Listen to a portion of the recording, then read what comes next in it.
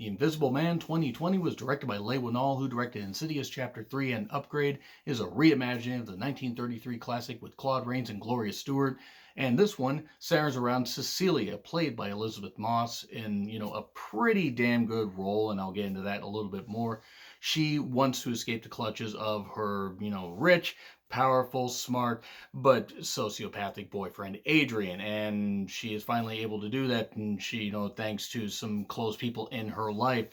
And, she's got her sister, Emily, played by Harriet Dyer. She's got her friend, James, Aldous Hodge, in a pretty terrific role. And he has a daughter, Sydney, Storm Reed, who I liked in A Wrinkle in Time. I know some people didn't like that movie, but I thought it was okay, and I thought she was the best part of it.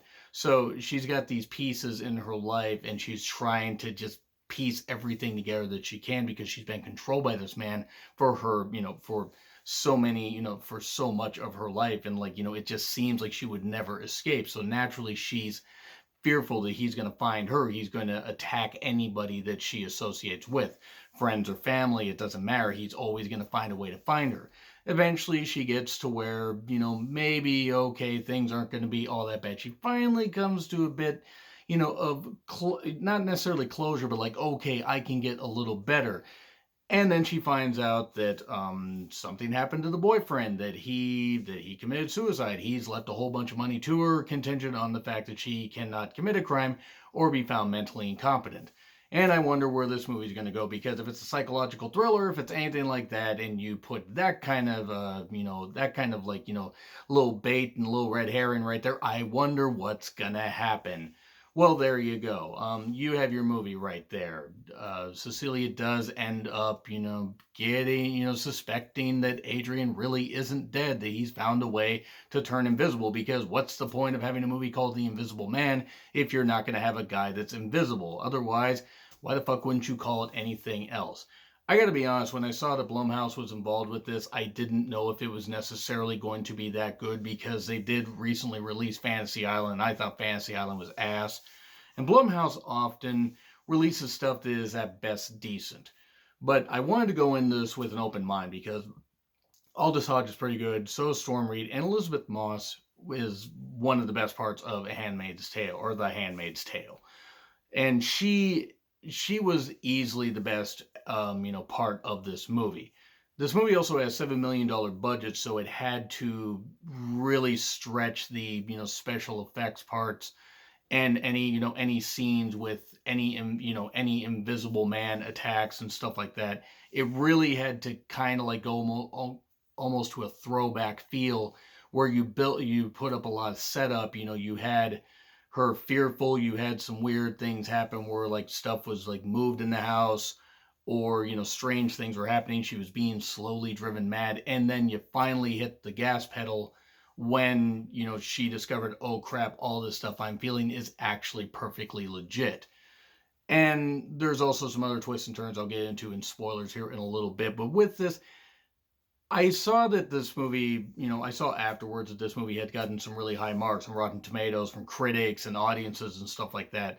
And I can understand why. Now, I'm not going to go as high praise as some people. I will say that, given my expectations were extremely low, I did enjoy this movie more than I expected.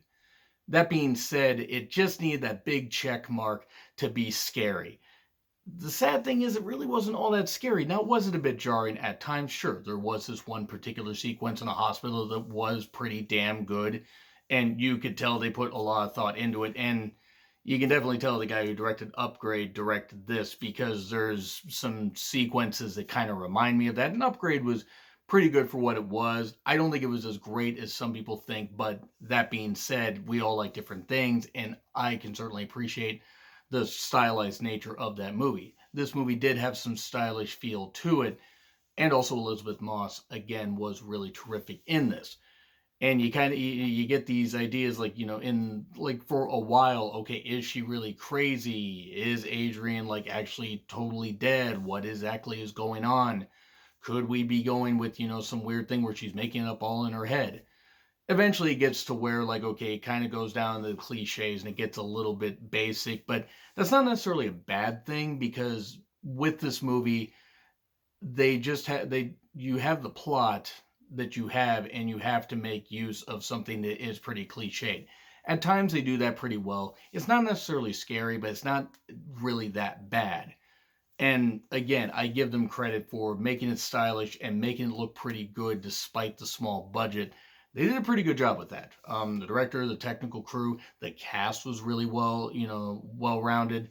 And even though the acting was good, but it was like, the characters a little bit one dimensional outside of Elizabeth Moss. But overall, not necessarily that bad. Now, I am going to get into spoilers here in just a little bit, but if you're looking for something that's a bit more of a throwback where you have to have a lot of setup before you get to the big reveal and you get to these, scary moments and stuff like that, or get to these moments where like, holy crap, the Invisible Man comes, and you get to where, kind of like in the 50s and 60s or like 40s and 50s where you get to the monster finally being revealed.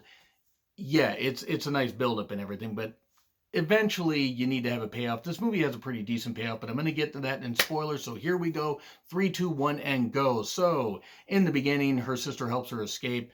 Adrian's got this huge complex. She wants to take the dog with her, but she can't take the dog with her because then, holy crap, he's really going to find her. Even though rescuing the dog would be a top priority because I love animals myself. She manages to escape, but she has this weird medication that they kind of reference a little bit later, like something that could, that comes into play. Like maybe the medication is what's really driving her insane. They don't go too far with that, but Adrian tries to get her, even breaks open the window of his sister's car, and then they go off. And then a few weeks later, they're doing, she's living with that her friend James and his daughter Sydney. I almost said their daughter.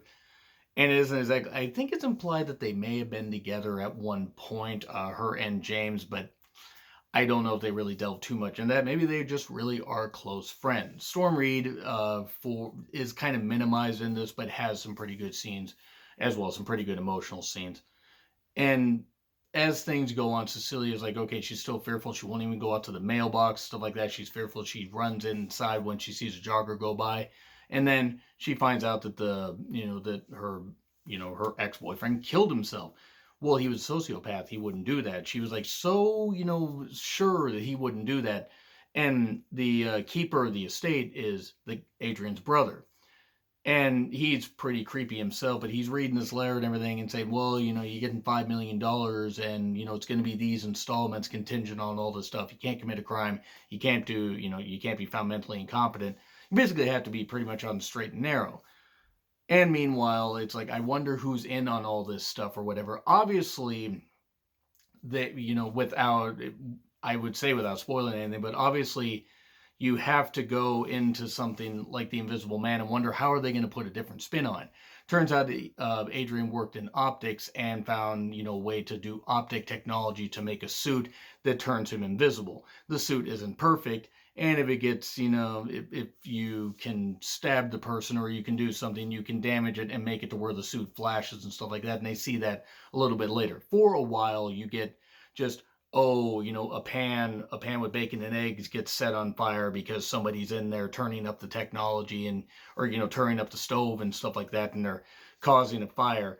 But, Cecilia wants to do good stuff with this money, so she sets up a bank fund, bank account for Sydney because Sydney wants to go to school and she wants to help her do that because these people helped her. She has a strained relationship with her sister, but Adrian starts she starts getting these weird sensations that somebody is in the room with her, that all this stuff's going on.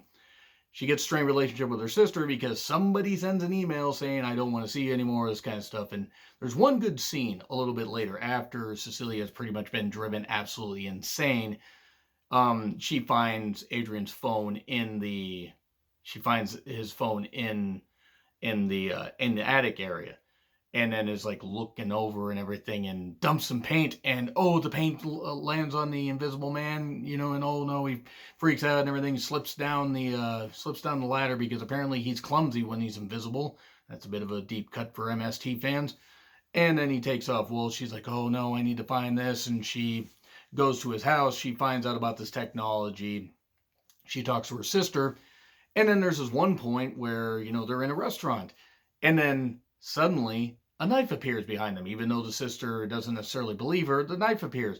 And the knife cuts the sister's throat. Cecilia is blamed. And then as stuff goes on, she's like, oh, I'm not crazy. It's kind of stuff. She's put in, jail, obviously. She's put in a bit of an institution. But then more stuff goes down. The invisible, just like Adrian shows up, or is it the brother? Who is it? It turns out actually just, with just going all the way to the end, she ends up shooting the guy, and it turns out to be the brother under the costume. Well, she's so convinced it's Adrian, she's like, I'm going to find a way to do this. So it's a whole setup. She goes back to his house. And, she knows where the suits are and stuff like that, but she's going to get Adrian to confess. She gets James, who's a cop, to help her to listen in on this stuff. And there's even camera footage, in Adrian's house because he's such a control freak. Well, she's like all crying, this kind of stuff, because it turns out, oh yeah, she was pregnant because Adrian wanted a kid. And that's been built around all this, that Adrian wanted the child, and the brother even said, oh, by the way, we can make this stuff go away. You're in this institution, you're going to go to jail, but go back to him because he is alive. We've been lying to you all this time. It's a little bit silly, but then at the end, when they're at the house, she is like, all emotional, everything, goes to the bathroom, and he's just there eating, and then suddenly he gets his throat cut. Oh no, who the hell did it? I wonder if it's any of the three characters left. Oh wait, the brother's dead, so it's gotta be Cecilia. Cecilia was so bound, determined to prove that he was the one that did it, that she decided to kill him and make it look like a suicide. Oh, and then as she's walking out the door and James greets her, the invisible suit is in there. So obviously we're getting the Invisible Woman. They have a nice sequel hook there. So yeah, that's pretty much it right there. I mean, so yeah, that's it for the spoiler territory. So, oh yeah, but if you skip to the end. So you want to know what my grade is? My grade is a B. I can't say that the movie is great. I'm going to say B. And I'm going to shock some people with that because I thought there were times where it was a little silly. This was better than Hollow Man. Do not misunderstand me. This is a lot better than Hollow Man because we didn't have any gorillas trying to be brought back to life with the invisible serum. Oh boy, that was a fun scene. Paul Verhoeven, what are you like? Yes, I'm going to say overall, though, a B. It would have probably gotten B plus, A minus if it had been scary. It wasn't, but it was nice. It was nice psychological stuff with some really good acting, and it made the best use of its special effects. So anyway, B, pull above my head maybe. If not, let me know what you guys think in the comments. Like, share, subscribe, Twitter handle in the description. I'm John Ritlin. I'll see you soon.